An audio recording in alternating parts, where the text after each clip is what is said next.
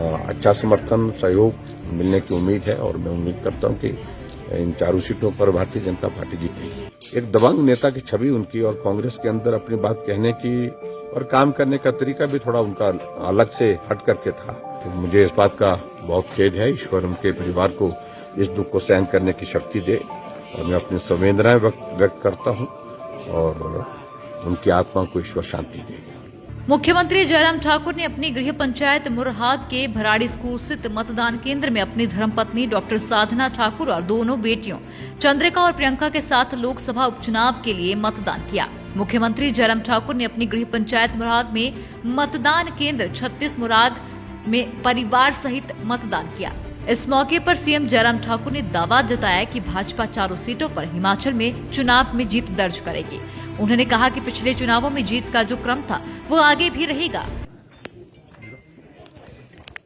हिमाचल प्रदेश में 3 विधानसभा के और 1 लोकसभा के उपचुनाव हो रहे हैं और एक तो मैं सभी प्रदेशवासियों से इस बात के लिए अपील करूंगा कि ज्यादा से ज्यादा मतदान में हिस्सा लें ताकि लोकतंत्र की इस प्रक्रिया को मजबूत करने में अपनी भूमिका निभा सकें।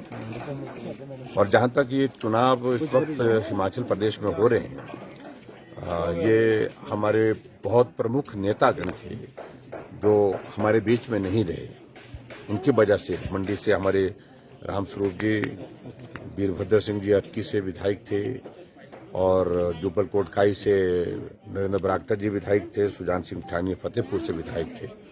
यानी कि मैं कह सकता हूं कि इस छोटे से समय में हमने बहुत वरिष्ठ नेतृत्व तो खोया है हिमाचल प्रदेश का। इसका हमको दुख है, लेकिन अब जो व्यवस्था है एक संवैधानिक व्यवस्था है कि उसके पश्चात उन खाली स्थानों, खाली विधानसभा और लोकसभा के चुनाव, लोकसभा के क्षेत्र में चुनाव होते हैं। वो चुनाव की प्रक्रिया आज चली हुई है।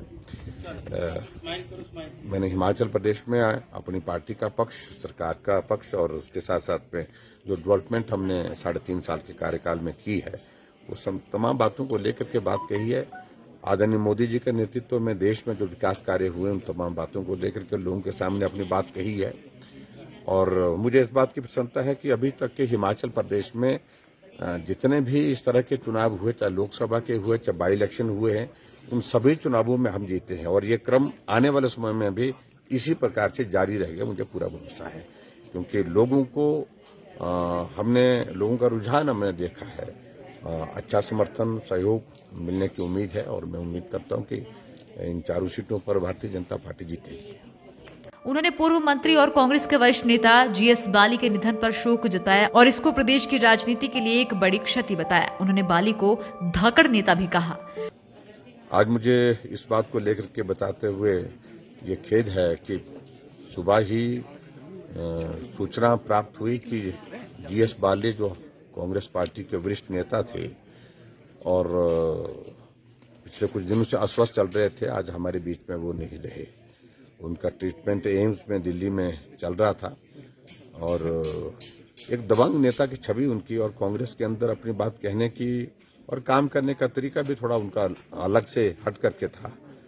तो और अपनी पार्टी के अतिरिक्त दूसरे दलों में भी उनके साथ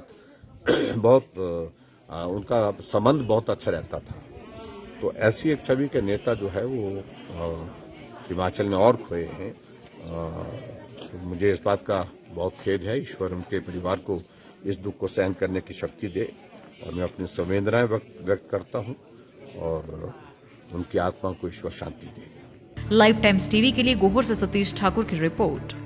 हिमाचल की सबसे बड़ी ऑटो डीलरशिप गोयल मोटर्स में नौकरी करने का सुनहरा अवसर। सोलन, शिमला, सिरमौर और किन्नौर में चाहिए sales executive, service executive, field executive, motor mechanic और ड्राइवर। शानदार करियर संभावनाएं व इंडस्ट्री में बेहतरीन सैलरी पैकेज। तो आज ही कॉल करें 9418035372 पर और ईमेल से भेजिए अपना बायोडाटा hr@goilmotor.com पर।